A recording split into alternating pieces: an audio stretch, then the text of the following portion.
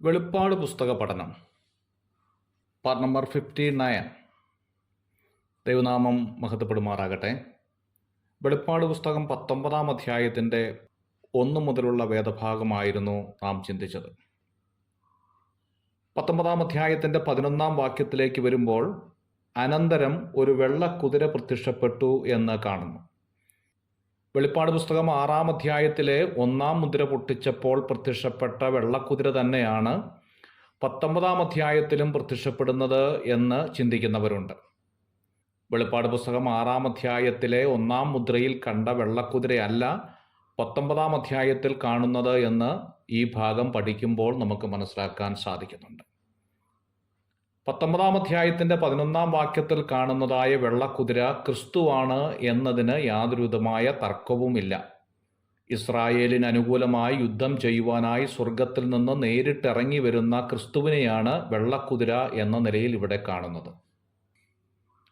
കർത്താവിൻ്റെ വരവിന് ശേഷം ഭൂമിയിൽ പ്രധാനമായി 3 യുദ്ധങ്ങൾ നടക്കുന്നതായി കാണാൻ സാധിക്കുന്നുണ്ട്.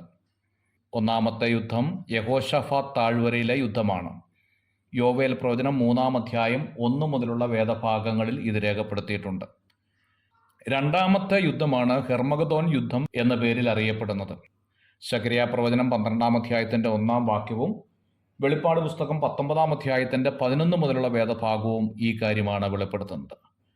മൂന്നാമത്തതും അവസാനത്തതുമായ യുദ്ധമാണ് ഗോഗ് മാഗോഗ് യുദ്ധം എന്ന പേരിൽ അറിയപ്പെടുന്നത്. ഈ യുദ്ധം നടക്കുന്ന സ്ഥലത്തെക്കുറിച്ച് രേഖപ്പെടുത്തിയിട്ടുണ്ട്. ഹെർമഗദോൻ താഴ്വരയിലാണ്. വെളിപ്പാട് പുസ്തകം 16 അധ്യായത്തിൻ്റെ 16 വാക്യത്തിൽ ഈ കാര്യം ഓർമ്മപ്പെടുത്തുകയാണ്. ഈ യുദ്ധത്തിന് നേതൃത്വം കൊടുക്കുന്നത് എതിർക്രിസ്തുവാണ് എന്ന് വെളിപ്പാട് പുസ്തകം 16 അധ്യായത്തിൻ്റെ 14 വാക്യത്തിൽ രേഖപ്പെടുത്തിയിട്ടുണ്ട്.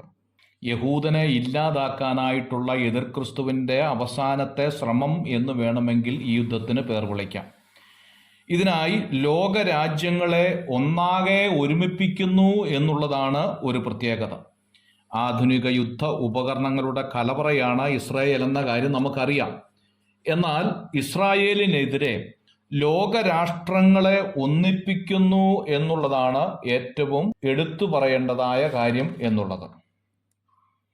ഇതിനു മുമ്പും ഇസ്രായേലിനെ ഭൂമുഖത്തു നിന്ന് ഇല്ലാതാക്കുവാനായി അനേക ശ്രമങ്ങൾ സാത്താൻ നടത്തിയിട്ടുണ്ട് എന്ന കാര്യം നമുക്കറിയാം.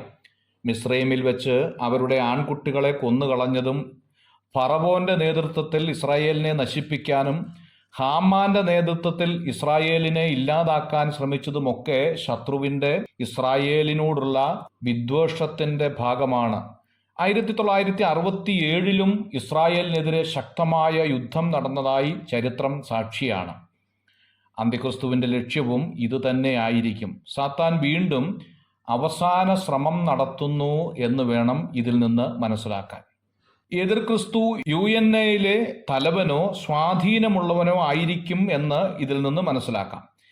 ഐക്യരാഷ്ട്ര സംഘടന ഇസ്രയേലിന് എതിരായി തീരുകയും സഹായിപ്പാൻ ആരുമുണ്ടാകുകയില്ല എന്നും കാണുന്നു. യെശയ്യാ പ്രവചനം 63 അധ്യായത്തിൻ്റെ 5 വാക്യം. എങ്ങനെയാണ് ലോകരാജ്യങ്ങൾ ഹെർമഗദോനിൽ എത്തുന്നത് എന്ന് തിരുവെഴുത്ത് വ്യക്തമായി പഠിപ്പിക്കുന്നുണ്ട്. പലസ്തീന് വടക്ക് മെഡിറ്ററേനിയൻ കടലിന് കിഴക്കായി 20 മൈൽ നീളവും 14 മൈൽ വീതിയുമുള്ള സ്ഥലമാണ് ഹെർമഗദോൻ എന്ന് പറയുന്ന സ്ഥലം. 1 ശമൂവേൽ 31 അധ്യായം വായിക്കുമ്പോൾ ശൗൽ യുദ്ധത്തിന് മരിച്ച സ്ഥലമാണ് ഇത്. ബാരാക്കും ദെബോരയും യുദ്ധം നടത്തിയ സ്ഥലമാണ് എന്ന് ന്യായാധിപന്മാരുടെ പുസ്തകം 2 അധ്യായത്തിൽ നിന്ന് മനസ്സിലാക്കാം.